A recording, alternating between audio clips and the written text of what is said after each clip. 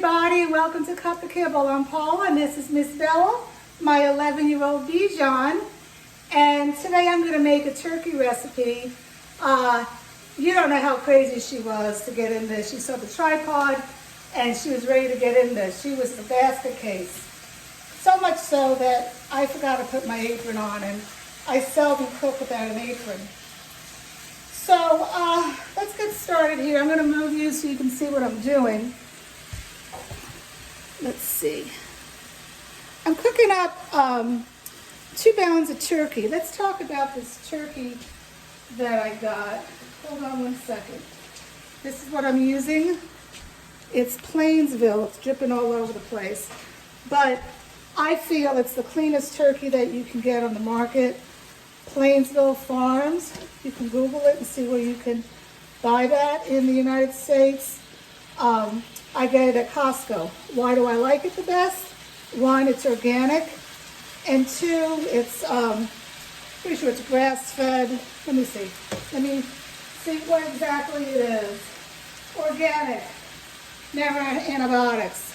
But what I like about it is the ingredients. It's just organic turkey and rosemary. And rosemary is used as a preservative.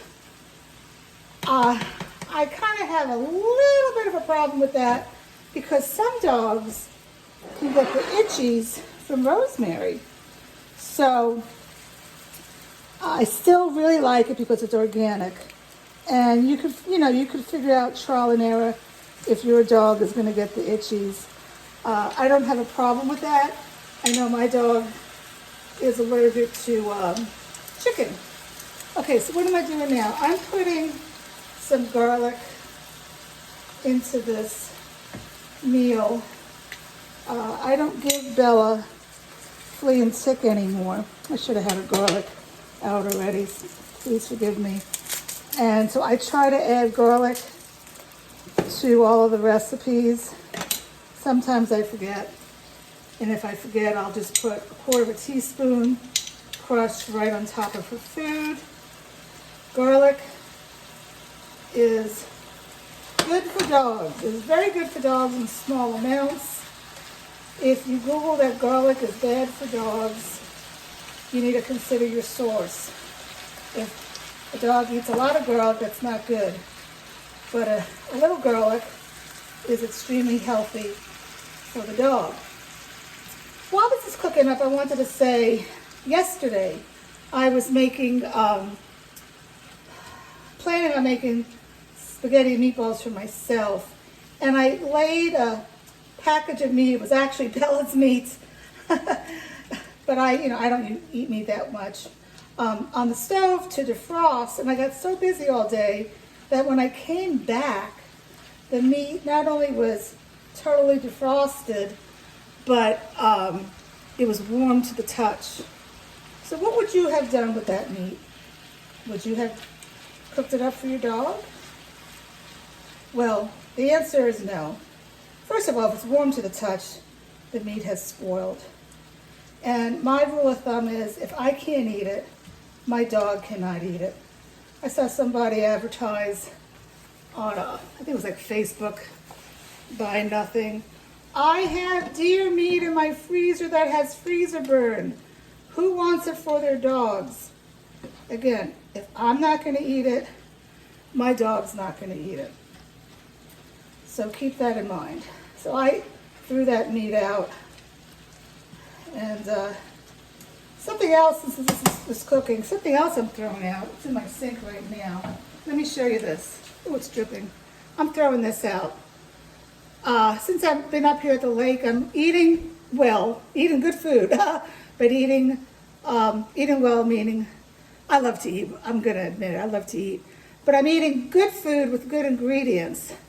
Look at these ingredients here. I don't know if you can see it. Can you see that? The last ingredient is carrageenan.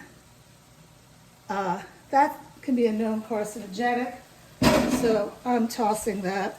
And it's hard to find good ice cream to eat.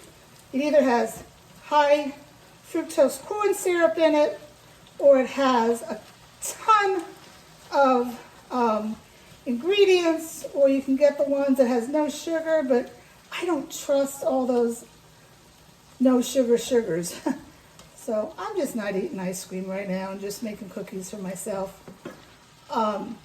Anyway, that's off topic, right? So we're getting back to here. And while this meat is cooking, I'm going to turn you over here. Whoopsie, sorry about that.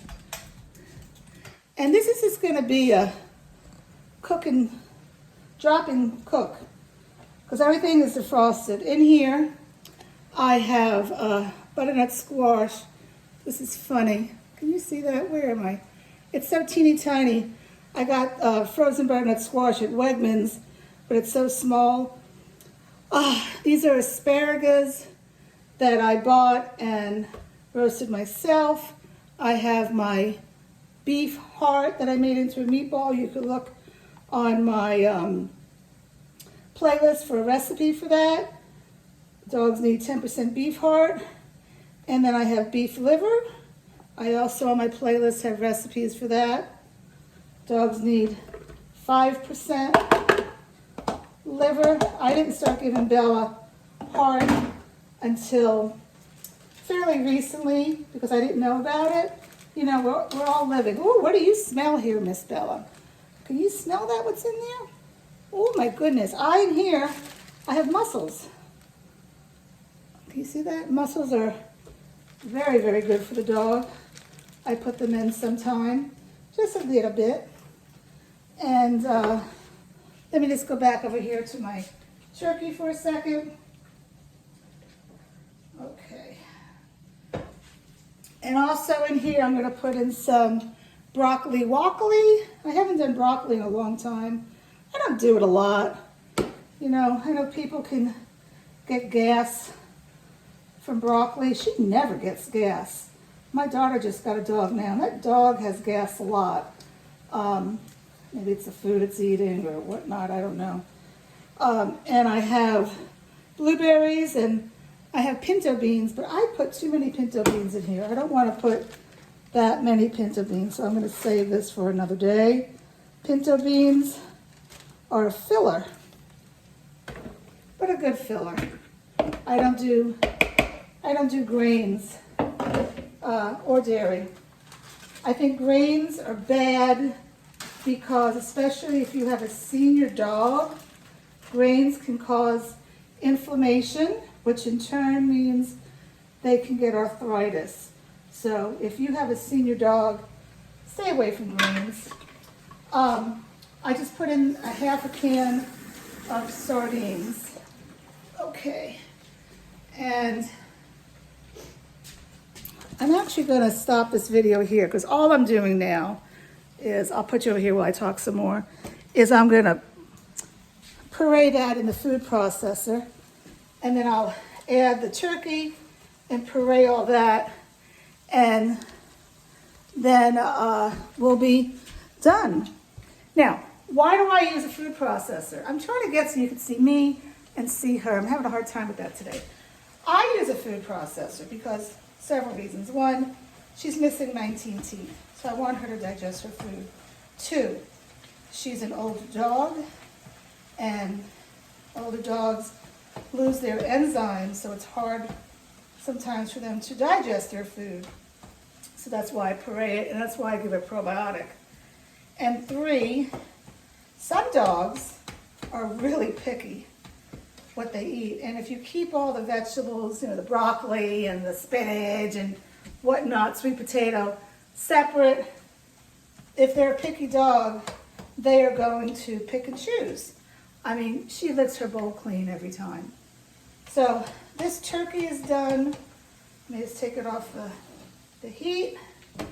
And I'm just gonna end it here and say that we hope, where are you? I'm having problems today with this. Let me push up here. We hope that you guys are eating well to keep your immune system up, and hit that subscribe button, share my YouTube with your friends. I'm also on Instagram at Cut the Kibble also, and I put different things on Instagram.